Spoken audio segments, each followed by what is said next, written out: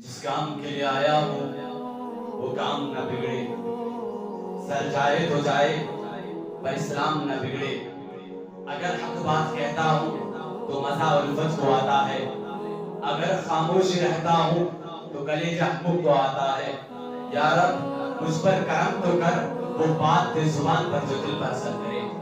मौजूद सामने किराम और हाज़िर जलसा, आज का ये प्रोग्राम बड़ा काबिल एहतराम बात है और आपकी आमद भी काबिल मुबारकबाद है। आज के इस मुख्तसर वक्त में जहाँ सहाबाए किराम की मुक़द्दस ज़िंदगी के फजीलत का तज़किरा होगा, वहीं खुलफाए राशिदीन के महकती फूलों को भी खुशबू पेश करूंगा, जिससे आपको अंदाजा होगा कि सहाबाए किराम के मुतल्लिक़ कौन से गिनों अकीदे हैं।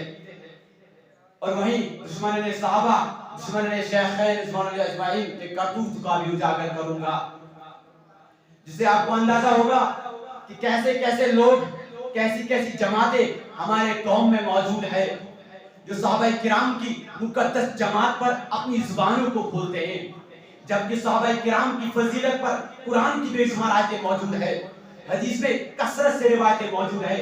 उम्मत का इस पर इजमा है कि नबी पाक सल्लल्लाहु अलैहि वसल्लम के बाद अगर किसी का मर्तबा है तो सहाबाए किराम की मुक़द्दस जमात का है, क्योंकि सहाबाए किराम हुजूर पाक सल्लल्लाहु अलैहि वसल्लम के चश्मदीद गवाह है और चश्मदीद गवाह को कभी भी झूठा नहीं समझा जाता।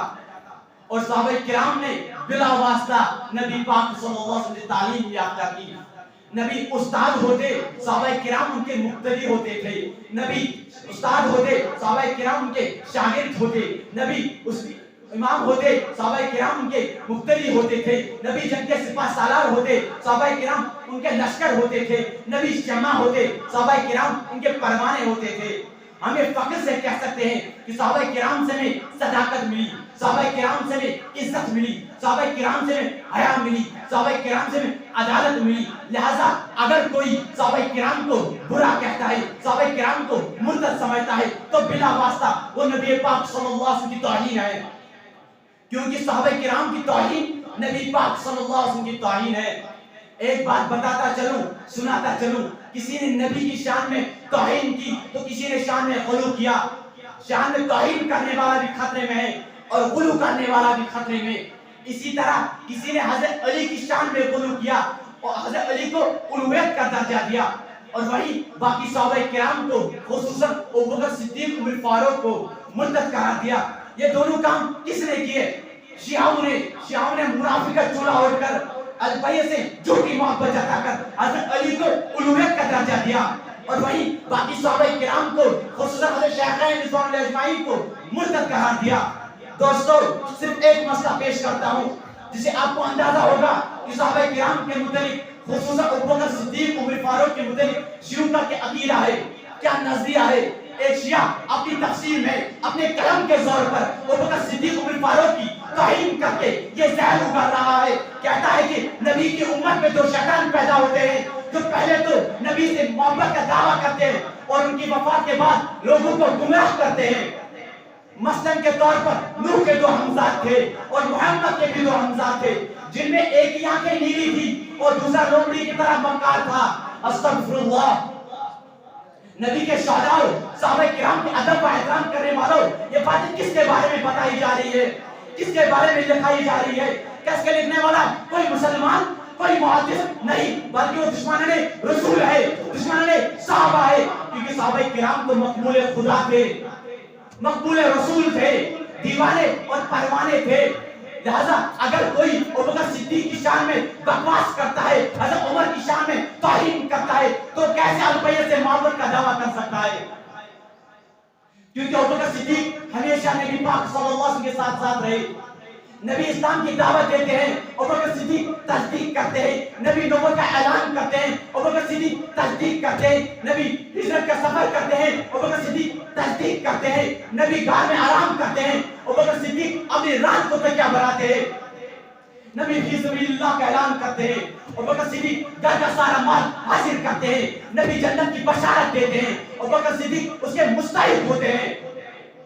लिहाजा मुझे कहने दीजिए, नबी सफर में है, अबू बकर सिद्दीक वहां भी मौजूद। नबी जंग में है, अबू बकर सिद्दीक वहां भी मौजूद। नबी अगर सफर में है, अबू बकर सिद्दीक वहां भी मौजूद। नबी अगर مسجد میں ہے ابوبکر صدیق وہاں بھی موجود، نبی گار میں ابوبکر صدیق وہاں بھی موجود. لہذا اگر کوئی ابوبکر صدیق کی شان میں بکواس کرتا ہے اور وہ کیسے نبی، وہ کیسے مسلمان ہو سکتا ہے؟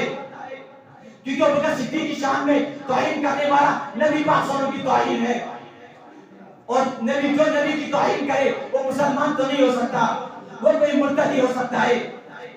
اسی طرح شیعوں کا حضرت عمر فاروق کے بارے میں زبان درازی کرنا، کہنا کہ حضرت عمر فاروق ایک غیر عادی انسان تھے، ان میں کفر کی خوشبو پائی جاتی تھی. دوستو ایسی باتیں بیان کرنے سے کلیجہ کانپ جاتا ہے، قلم رک جاتا ہے. کس عمر فاروق کے بارے میں ایسی باتیں کہی جا رہی ہے جس کے بارے میں نبی پاک صلی اللہ علیہ وسلم راتوں کو روتے رہے کہ عمر ایمان لائے، عمر مسلمان ہو جائے، جس کے بارے میں قرآن کی بے شمار آیتیں نازل، اس کے رائے پر قرآن کی بے شمار آیتیں نازل ہوئی، جس کے بارے میں نبی پاک صلی اللہ علیہ وسلم نے ارشاد فرمایا اگر میرے بعد کوئی نبی ہوتا وہ عمر ہوتا. تو ہم پوری چیلنج کے ساتھ پوری ملت شیعت اور پوری ملت رافضیت کے خیلی عزت سے کہتے ہیں ایسی باتیں ابوبکر صدیق عمر فاروق کے متعلق کہنا کفر ہے. ایسی باتیں صحابہ کرام کے متعلق کوئی منافق نہیں کہہ سکتا ہے. بے شک ہم پورے چیلنج کے ساتھ پورے ملت شیعت، پوری ملت رافضیت کے خیلی عزت سے کہتے ہیں کہ ان کا تعلق اسلام کے ساتھ نہیں، ان کا تعلق قرآن کے ساتھ نہیں، ان کا تعلق خاندان نبوت سے نہیں، لیکن ہاں ان کا تعلق عبداللہ بن سبا یہودی و منافق سے ہو سکتا ہے، ان کا تعلق دشمنان قرآن سے ہو سکتا ہے، ان کا تعلق دشمنان رسول سے ہو سکتا ہے. اور جو شخص دشمنان رسول ہو، دشمنان صحابہ ہو، دشمنان قرآن ہو، وہ کیسے مسلمان ہو سکتا ہے؟ اور ایک بات بڑی قوت سے کہہ سکتا ہوں کہ مذہب شیعہ کا بانی کون ہے؟ کوئی مسلمان، کوئی محدث، کوئی مفسر نہیں، بلکہ اس مذہب کا بانی عبداللہ بن سبا ہے. یہ وہ شخص ہے جس نے اسلام والوں کے ساتھ دشمنی کی. یہ وہی شخص ہے جس نے رسول اللہ صلی اللہ علیہ وسلم کی دشمنی کی. یہ وہی شخص ہے جہاں سے ابوبکر صدیق عمر فاروق کو مرتد کہا. یہ وہی شخص ہے جس نے حضرت عثمان غنی کے خون سے ہولی کھیلی. یہ وہی شخص ہے جس نے حضرت علی سے جھوٹی محبت جتا کر حضرت علی کو الوہیت کا درجہ دیا. دوستو اب آپ فیصلہ کیجئے اس مذہب کا بانی عبداللہ بن سبا ہو وہ کیسے البیت سے محبت کا دعویٰ کر سکتی ہے؟ لہذا مجھے کہنے دیجئے شیعہ وہ فرقہ ہے جو رسول اللہ صلی اللہ علیہ وسلم کے دشمن ہے. شیعہ وہ مذہب ہے جس نے ابوبکر صدیق عمر فاروق کو مرتد اور قاسم سمجھا. شیعہ وہ فرقہ ہے جو رسول اللہ جس نے حضرت علی اور ادبیہ سے جھوٹی محبت جتا کر حضرت علی کو الوہیت کا درجہ دیا اور مسلمانوں کو ٹکڑوں میں بانٹ دیا.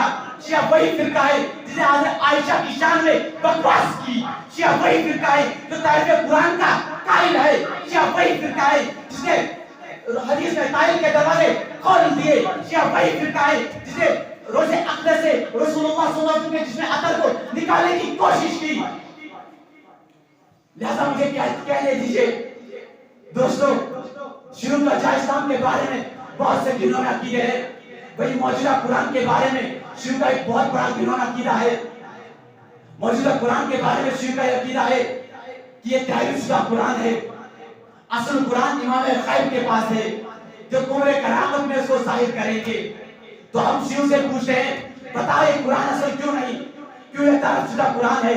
تو شیعہ کہتے ہیں یہ قرآن اس لیے اصل نہیں کہ اس میں کچھ آیات حضرت علی کی فضیلت پہ تھی، اس کو ابوبکر صدیق نے ابوبکر صدیق عمر فاروق نے قرآن سے نکال دی. یہ قرآن اصل اس لیے نہیں کہ اللہ تعالیٰ نے حضرت جبرائیل علیہ السلام سے وحی بھیج کر حضرت علی کے پاس بھیجا اور حضرت علی حضرت جبرائیل علیہ السلام بھول کر محمد صلی اللہ علیہ وسلم کے پاس چلے گئے. یہ قرآن 40 پاروں کا تھا، 10 پارے ابوبکر صدیق کی بکری نے کھا لی. دوستو اب آپ اندازہ لگائیے کہ کس قرآن کے بارے میں بکواس کر رہے ہیں جس کا دعویٰ خود ہے، جس کے بارے میں اللہ نے خود ارشاد فرما دیا ذالک الکتاب لا ریب فیہ. اس کتاب کے دعویٰ کہ اللہ خود عبادت کرنے والا ہے. اور مسلمانوں کا عقیدہ ہے کہ جیسے اللہ تعالیٰ نے حضرت جبرائیل علیہ السلام سے وحی بھیج کر محمد صلی اللہ علیہ وسلم کے پاس قرآن بھیجا، ویسے ہی مسلمانوں کے پاس محفوظ ہے. نہ کسی زبر کی تبدیلی آئی، نہ کسی زیر کی تبدیلی آئی، نہ کسی پیش کا تبدیلی آئی. ہم پوچھتے ہیں شیعوں سے ذرا بولو جب حضرت ابوبکر صدیق عمر فاروق قرآن سے وہ آیتیں نکال رہے تھے تو حضرت علی موجود تھے یا نہیں؟ بے شک موجود تھے. حضرت علی ان کو اس کام سے روکا کیوں نہیں؟ سنیں شیعہ کیا کہتے ہیں. کہتے ہیں کہ حضرت علی حضرت عمر فاروق سے ڈرتے تھے. استغفر اللہ. ایک طرف تو شیعوں کا یہ عقیدہ ہے کہ حضرت علی شیر خدا ہے, مشکل کشا ہے, حاجت روا ہے, یہاں تک خدا بھی ہے. دوسری طرف حضرت علی پر یہ بہتان لگاتے ہیں کہ حضرت علی عمر سے ڈرتے تھے, کہ حضرت علی حق بات کہنے سے ڈرتے تھے. مسلمانوں کا عقیدہ ہے کہ حضور پاک صلی اللہ علیہ وسلم کا ادنا سے ادنا صحابی بھی حق بات کہنے سے کبھی ڈرا نہیں, اور نہ مال دینے سے, نہ اولاد یتیم کرنے سے, نہ بیوی بیوہ کرنے سے, اللہ کی بات اور اس کے رسول کی بات دنیا کے سامنے پیش کرنے سے کبھی چکے نہیں.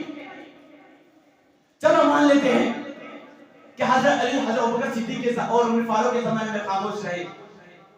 اب حضرت ابوبکر صدیق عمر فاروق حضور پاک صلی اللہ علیہ وسلم کے پاس آرام کرنے چلے گئے. اب زمانہ عثمان غنی کا ہے.